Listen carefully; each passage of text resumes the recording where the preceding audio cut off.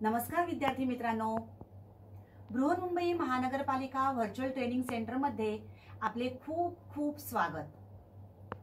कोविड-19च्या या सद्यस्थितीत आपल्या शाळा बंद असल्या तरी आपले ऑनलाईन शिक्षण चालूच आहे आणि गेले वर्षभर आपण हा ऑनलाईन अभ्यास करत आहोत।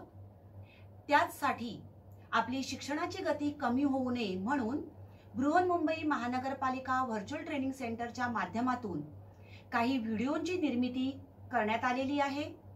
मी निलिमा कदम, आपली व्हर्च्युअल शिक्षिका। आजचा घटक आपण बघणार आहोत गणित इयत्ता 8वी। आजचा घटक आहे त्रिकोणाचे शिरोलंब व मध्यगा, altitudes and medians of a triangle. त्रिकोणाचे शिरोलंब व मध्यगा या अगोदर आपण मागील इयत्तांमध्ये शिरोलंब म्हणजे काय, ते कसे काढले जातात, तसेच कोन दुभाजक म्हणजे काय आणि हे लंब दुभाजक व कोन दुभाजक एकसंपाती असतात या रचना अभ्यासलेल्या आहेत। थोडक्यात आपण उजळणी करून घेऊया। त्रिकोणाच्या कोनांचे दुभाजक आपण पहिले काढणार आहोत। Let's draw bisectors of angles of a triangle. Draw a triangle ABC. A, B and C, these are the three vertices of the triangle. या त्रिकोणाचे हे तीन शिरोबिंदू आहेत। त्रिकोणाच्या कोनाचे दोन समान भागामध्ये विभाजन ज्या रेषाखंडामुळे होते त्याला कोन दुभाजक असं म्हणतात। That is the bisector of an angle. आपण पहिले कोन B चा कोन दुभाजक काढूया। Let's draw a bisector of angle B. तर कंपासच्या सहाय्याने आपण हा काढणार आहोत। आपण कंपासचं पोलादी टोक B या बिंदूवर ठेवलं, B या शिरोबिंदूवर ठेवलं। Keeping the point of compass on point B, draw an arc intersecting side AB and BC. Okay, AB आणि BC ला छेदणारा आपण एक कंस काढून घेतला। आता बाजू AB वर ज्या ठिकाणी आपल्याला छेदनबिंदू मिळालेला आहे त्या ठिकाणी कंपासचं टोक ठेवलं आणि आपण या ठिकाणी एक कंस काढला। कंपासमध्ये तेवढंच अंतर ठेवलं आणि BC या बाजूवर असलेल्या छेदनबिंदूवर कंपासचं पोलादी टोक ठेवून पहिल्या कंसाला छेदणारा दुसरा कंस काढला। छेदनबिंदू जो आहे तो छेदनबिंदू आणि B बिंदू जोडणारा आपण हा रेषाखंड काढला। हा झाला कोन B चा कोन दुभाजक। त्याला आपण नाव देऊया BP। आता आपण कोन C चा कोन दुभाजक काढणार आहोत। कंपासचं पोलादी टोक शिरोबिंदू C वर ठेवलं। अशा प्रकारे आपण एक कंस काढून घेतला। कंपासमध्ये निम्म्यापेक्षा जास्त अंतर घेऊन बाजू AC वर असणाऱ्या छेदनबिंदूवर कंपासचं पोलादी टोक ठेवलं आणि एक आपण आर्क काढून घेतला। Draw an arc keeping the metal point where we get intersecting point on side AC, keeping same distance in the compass and putting the metal point on intersection of BC point. Draw another arc intersecting the first one. पुन्हा आपल्याला या ठिकाणी छेदनबिंदू मिळणार आहे। Draw a segment joining this point and C. तर अशा प्रकारे आपण हा कोन C चा कोन दुभाजक काढला। आता आपल्याला कोन A चा कोन दुभाजक काढायचा आहे। A वर आपण कंपासचं टोक ठेवलं। अशा प्रकारे आपण हा कंस काढला। कंपासमध्ये पुन्हा ठराविक अंतर घेतलं निम्म्यापेक्षा जास्त आणि अशा प्रकारे आपण AB बाजूवर असणारा जो छेदनबिंदू आहे M, त्यावर कंपासचं पोलादी टोक ठेवून आपण एक कंस काढला।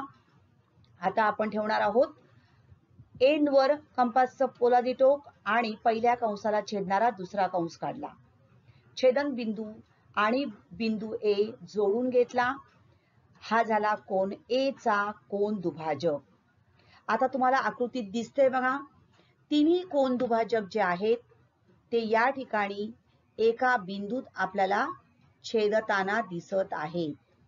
तर हा जो बिंदू आहे हा एक संपात म्हणजे त्रिकोणाचे कोन दुभाजक एक संपाती असतात हे आपल्याला आढळून येतं. एक संपाती म्हणजे काय, तर तिन्ही हे रेषाखंड एकाच बिंदूत छेदतात. तर त्रिकोणाच्या कोनांचे दुभाजक एक संपाती असतात. त्रिकोणाचे कोन दुभाजक हे एक संपाती असतात. कॉन्करंट, दे आर कॉन्करंट आणि त्यांच्या संपात बिंदूला अंतर्मध्य असे म्हणतात. इन सेंटर असे म्हणतात.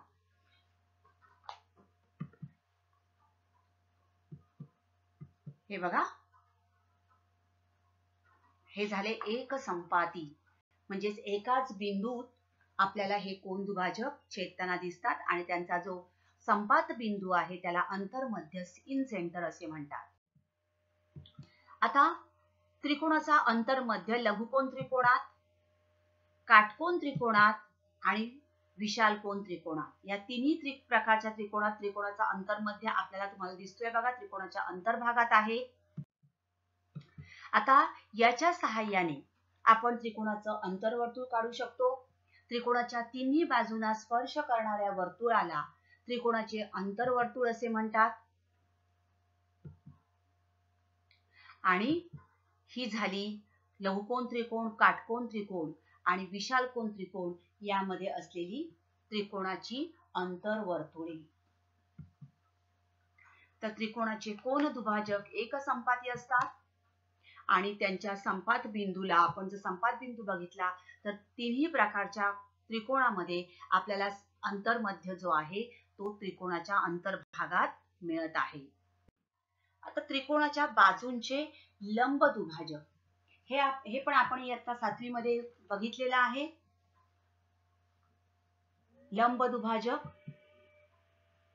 आपण काढले तर AB, AC आणि BC या त्रिकोणाच्या 3 बाजू आहेत आणि या बाजूंवर आपण PQR या बिंदूतून काय काढलेले आहेत, लंब दुभाजक काढलेले आहेत.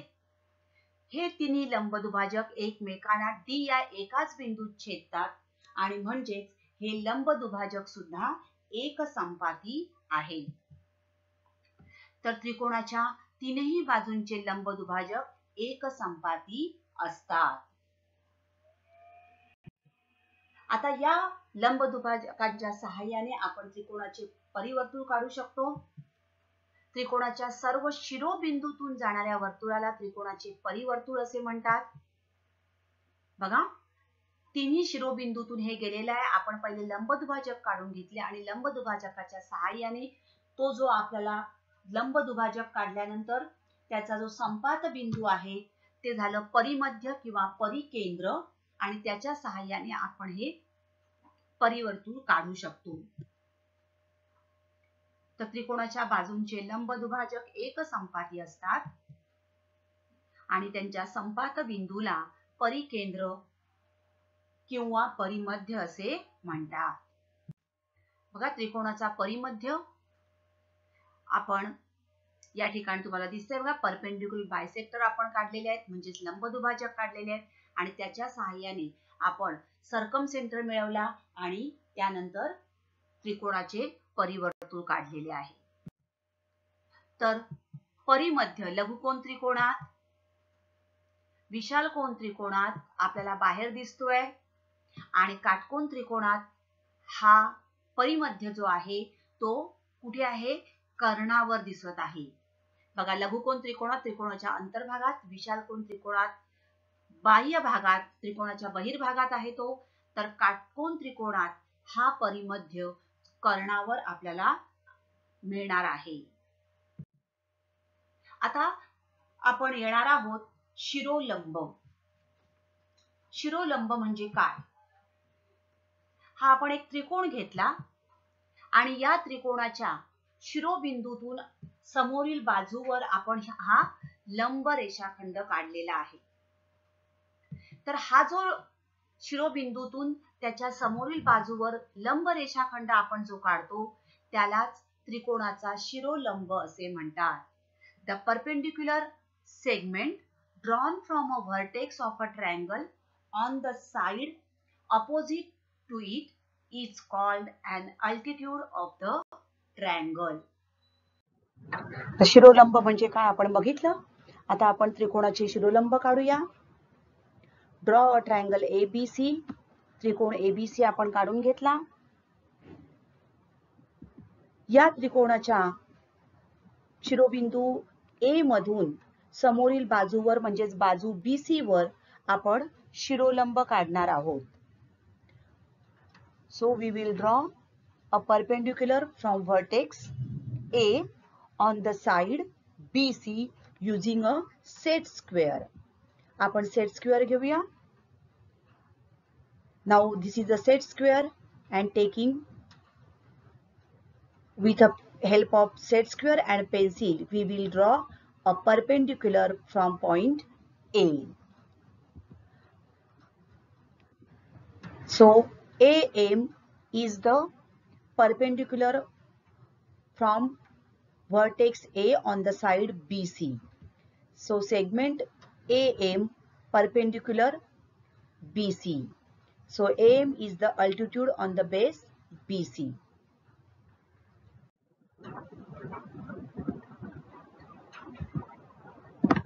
तर A बिंदूतून आपण शिरोलंब काढलेला आहे. Now considering AB as a base, through point C we will draw a perpendicular. Again taking a set square like this and putting it at point C.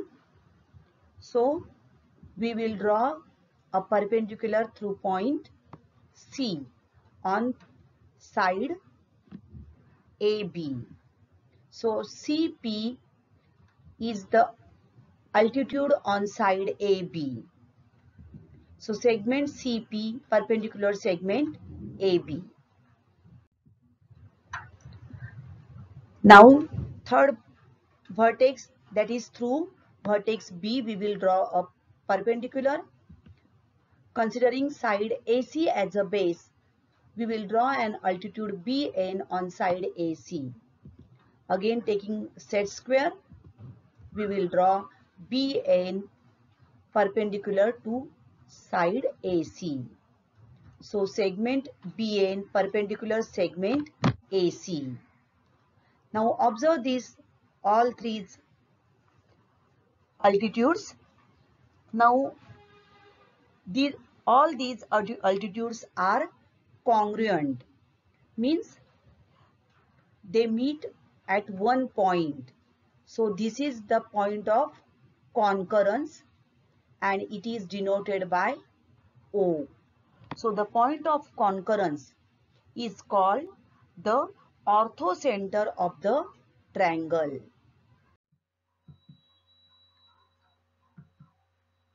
त्रिकोण ABC आपण A शिरोबिंदूतून शिरोलंब काढला. आता AM हा A बिंदूतून जाणारा म्हणजे त्रिकोणाच्या A या शिरोबिंदूतून जाणारा आपण शिरोलंब काढला. रेख AM हा पाया BC वरील शिरोलंब आहे. बघा शिरोबिंदू A मधून समोरील बाजूवर पाया आहे BC समोरील बाजू, त्यावर आपण AM हा शिरोलंब काढला. Segment AM is an altitude on side BC. आता C या शिरोबिंदूतून आपण काढूया. तर CP हा बाजू AB वरील शिरोबिंदू C मधून काढलेला शिरोलंब आहे. Segment CP is an altitude on side AB. आणि आता शिरोबिंदू B मधून आपण हा शिरोलंब काढूया. हा आहे BN. तर रेख BN हा बाजू AC वरील शिरोलंब आहे. आता याचं तुम्ही निरीक्षण केलं तर तुम्हाला लक्षात येतंय बघा. हे आपण शिरोलंब काढल्यानंतर हे तिन्ही शिरोलंब एकाच बिंदूत आपल्याला छेदताना दिसत आहेत आणि हे म्हणजेच हे तिन्ही शिरोलंब एक संपाती आहेत. 3 अल्टिट्यूड्स आर कॉन्ग्रुएंट आणि त्यांचा जो संपात बिंदू आहे त्याला काय म्हणतात? शिरोलंब संपात किंवा लंब संपात बिंदू असे म्हणतात. The point of concurrence is called the orthocenter of the triangle and it is denoted by letter O. संपात बिंदूला त्रिकोणाचा शिरोलंब संपात किंवा लंब संपात असे म्हणतात आणि तो O या अक्षराने दर्शविला जातो. आता त्रिकोणाच्या लंब संपात बिंदूचे स्थान आपण बघणार आहोत. The location of the orthocenter of a triangle. लघुकोन त्रिकोण जर आपण घेतला तर लघुकोन त्रिकोणामध्ये लंब संपात बिंदू हा त्या त्रिकोणाच्या अंतर्भागात आपल्याला दिसून येतोय बघा. हा आहे orthocentre. It is in the interior of the triangle in an acute angle triangle. आता विशाल कोन त्रिकोणामध्ये हा लंब संपात बिंदू आपल्या त्रिकोणाच्या बाह्य भागात आढळून येतोय बघा. The orthocentre of an obtuse angle triangle is in the exterior of the triangle. आणि काटकोन त्रिकोणात हाच लंब संपात बिंदू आपल्याला कुठे दिसतो आहे? काटकोन करणाऱ्या शिरोबिंदूवर आहे. The orthocenter of a right angle triangle is the vertex of the right angle. काय आहे त्याचा तो? काटकोन त्रिकोणाचा शिरोबिंदू हाच त्या काटकोन त्रिकोणाचा लंब संपात बिंदू मिळतो. तर लक्षात ठेवा, त्रिकोणाच्या शिरोबिंदूतून त्याच्या समोरील बाजूवर काढलेल्या लंब रेषाखंडास त्या त्रिकोणाचा शिरोलंब असे म्हणतात. लघुकोन त्रिकोणात लंब संपात बिंदू हा त्या त्रिकोणाच्या अंतर्भागात असतो. विशाल कोन त्रिकोणात लंब संपात बिंदू हा त्या त्रिकोणाच्या बाह्य भागात असतो आणि काटकोन त्रिकोणात लंब संपात बिंदू हा त्या त्रिकोणाच्या काटकोन करणाऱ्या शिरोबिंदूवर असतो. पुढे आपण बघणार आहोत मध्यगा म्हणजे काय. आता मध्यगा म्हणजे काय? हा एक त्रिकोण आपण घेतला आणि या त्रिकोणाच्या एका शिरोबिंदूतून समोरील बाजूचा मध्यबिंदू बघा दिसतंय, दोन भाग झालेले आहेत समोरील बाजूचे. तर समोरील बाजूचा मध्यबिंदू यांना जोडणारा रेषाखंड म्हणजे त्रिकोणाची मध्यगा होईल. मग ए शिरोबिंदूतून BC चा मध्यबिंदू, ए हा शिरोबिंदू आणि BC चा मध्यबिंदू यांना जोडणारा रेषाखंड म्हणजेच मध्यगा होईल. तर त्रिकोणाचा शिरोबिंदू आणि समोरील बाजूचा मध्यबिंदू जोडणाऱ्या रेषाखंडास त्रिकोणाची मध्यगा असे म्हणतात. Segment joining the vertex and the midpoint of the opposite side is called a median of the triangle. त्रिकोणाच्या मध्यगा कशा काढल्या जातात ते आपण आता बघणार आहोत. To draw medians of a triangle. First of all, draw a triangle ABC. Now, to draw median, we want midpoint of all the three sides. So, midpoint of BC, then midpoint of AC and midpoint of AB. First of all, we will take the midpoint of BC. To take this midpoint, what we will do? We keep the compass on point B and draw an arc intersecting side BC. बाजूचा आपल्याला लंबदुभाजक काढायचा आहे. Taking same distance in the compass and putting the point at C, draw another arc intersecting the first one. Join these 2 points and that is the midpoint of BC. So this midpoint and the opposite vertex of triangle, that is point A. So draw a segment joining AP. तर अशा प्रकारे आपण side BC चा मध्यबिंदू मिळवलेला आहे आता आपण AB चा मध्यबिंदू मिळवणार आहोत. अशाच प्रकारे आपण आता AB चा मध्यबिंदू मिळवण्यासाठी कंपासचं टोक B बिंदूवर ठेवलं आणि एक कंस काढून घेतला. कंपासमध्ये सेम अंतर ठेवून, समान अंतर ठेवून कंपासचं टोक A बिंदूवर व पहिल्या कंसाला छेदणारा दुसरा कंस काढला. या ठिकाणी आपल्याला हे कंस जर आपण जोडले तर हा जो पॉइंट दिसतो हा आहे मध्यबिंदू, AB चा मध्यबिंदू. A त्याला नाव देऊया Q. तर Q आणि त्याच्या समोरचा शिरोबिंदू म्हणजे C आपण जोडून घेऊया, CQ. तर CQ हा झाला आपली एक मध्यगा आणि अशाच प्रकारे आपण AC चा मध्यबिंदू मिळवणार आहोत आणि त्यातून आपण B बिंदूतून हा लंब दुभाजक आपण मिळवू आणि BR ही झाली तिसरी मध्यगा. तर अशा प्रकारे त्रिकोण ABC च्या AP, CQ आणि BR या 3 मध्यगा आहेत.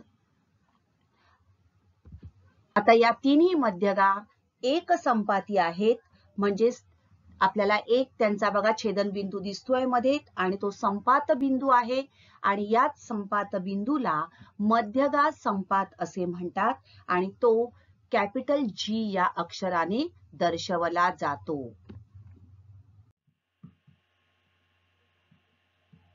त्रिकोण ABC काढला आणि A शिरोबिंदूतून BC च्या मध्यबिंदूवर आपण अशा प्रकारे रेषाखंड काढला. त्याला नाव दिलं AP. या AP मुळे BC चे काय झाले, दोन भाग झाले. BP is equal to CP. आता B बिंदूतून समोरील बाजूवर म्हणजेच AC बाजूवर आपण BQ हा रेषाखंड काढलेला आहे आणि त्यामुळे AC चे दोन भाग झाले, AQ आणि CQ समान भाग झाले. आता C शिरोबिंदूतून समोरील बाजूवर म्हणजे बाजू AB वर मध्यबिंदू जोडणारा रेषाखंड आपण काढला CR मुळे AB चे दोन भाग झाले, AR is equal to BR.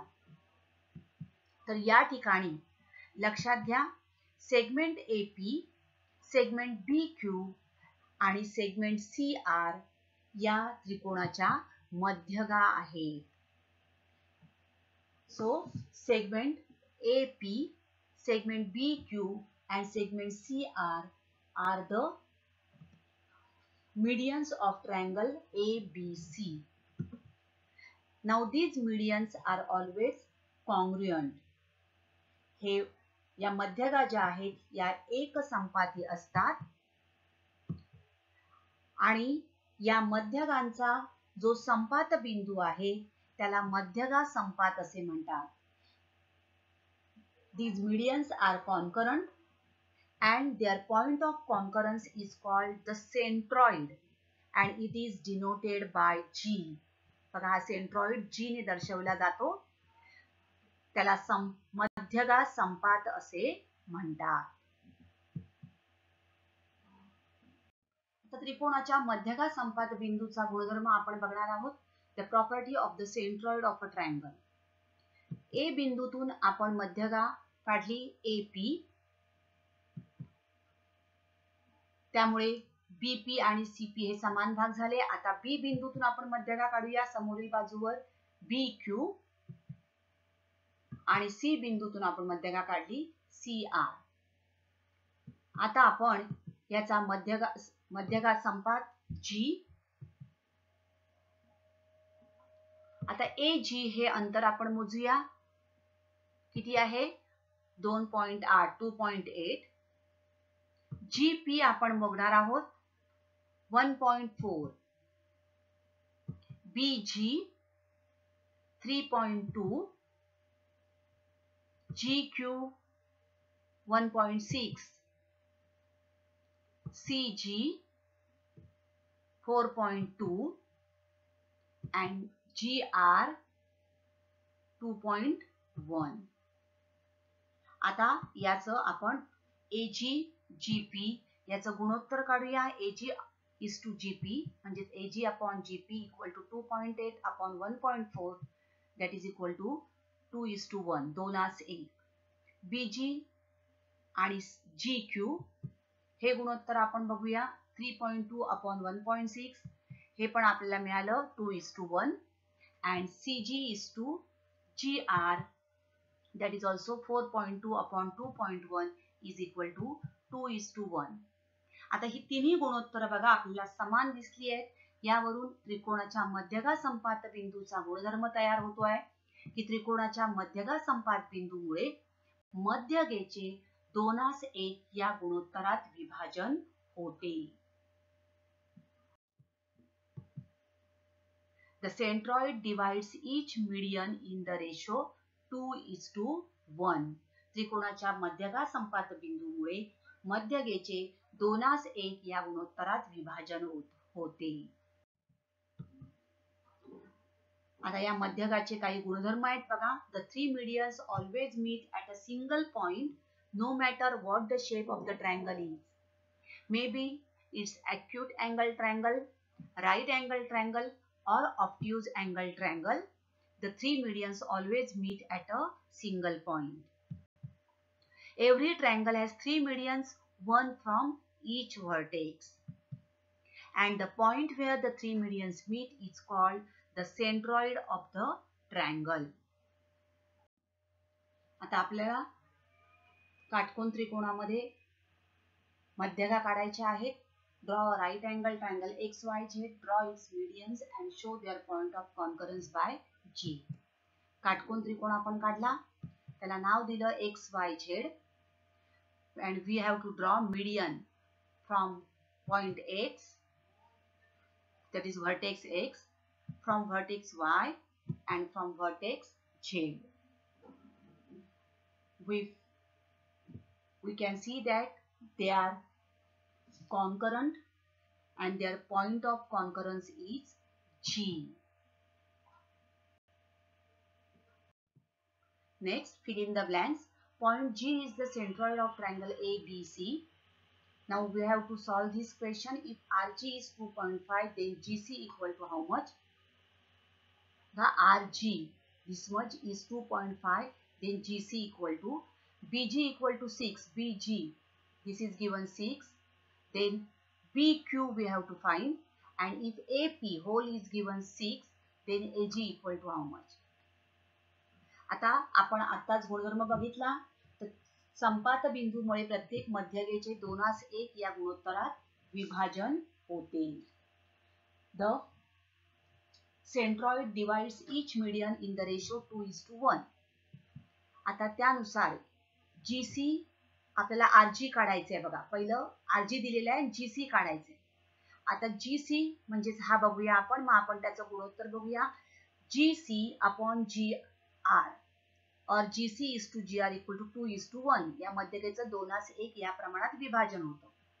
That is GC upon GR equal to 2/1, but GR that is RG is given 2.5. किमती घालूया आपण. Therefore length GC upon 2.5 equal to 2/1. Therefore by cross multiplication GC equal to 2 into 2.5, that is GC equal to 5. मग GC आपल्याला मिळालं 5. आता दुसऱ्या ह्याच्यामध्ये second one आपल्याला BQ काढायचंय बघा. BG is to GQ. आता हे बघा, BG is to GQ हे 2:1. Therefore BG upon GQ equal to 2/1, but BG is given 6. Therefore 6 upon GQ equal to 2/1.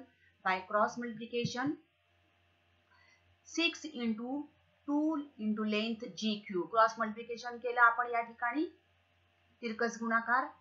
Therefore length GQ equal to 6/2, that is equal to 3. तर GQ मिळाला आपल्याला 3. आपल्याला मिळाले विचारले BQ, लक्षात घ्या. But what is BQ? BQ equal to BG plus GQ. BG is given, GQ आपण शोधलेला आहे.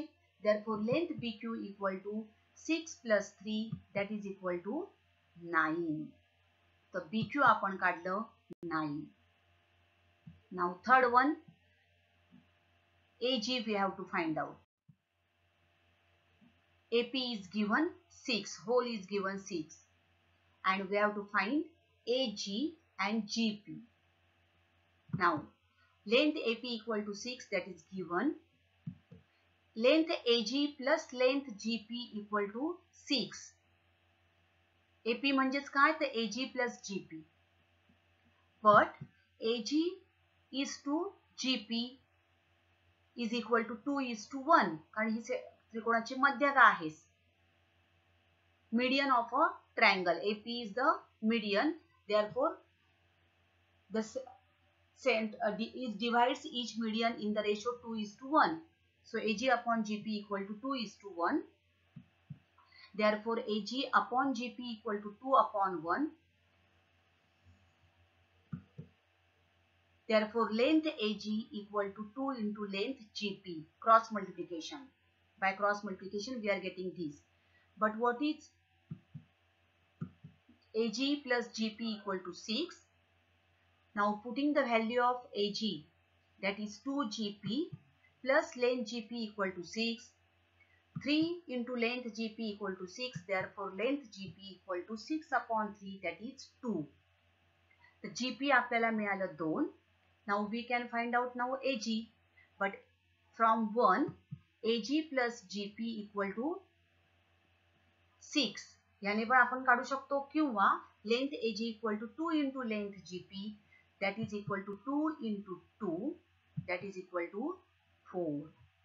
Therefore length AG equal to 4 and length GP equal to 2. Okay. तर अशाच प्रकारचे व्हिडिओ पाहण्यासाठी PMC VTC मराठी या चॅनेलला लॉग इन करा आणि सबस्क्राईब करा. त्याचबरोबर नवीन व्हिडिओचे नोटिफिकेशन मिळविण्यासाठी बेल आयकॉनलाही क्लिक करा. थँक्यू. तर आजचा घटक आवडला ना? अशीच माहिती मिळवण्यासाठी या चॅनेलला सबस्क्राईब करा आणि हे व्हिडिओ पुन्हा पुन्हा पहा. पुन्हा भेटणार आहोत पुढच्या भागात. थँक्यू.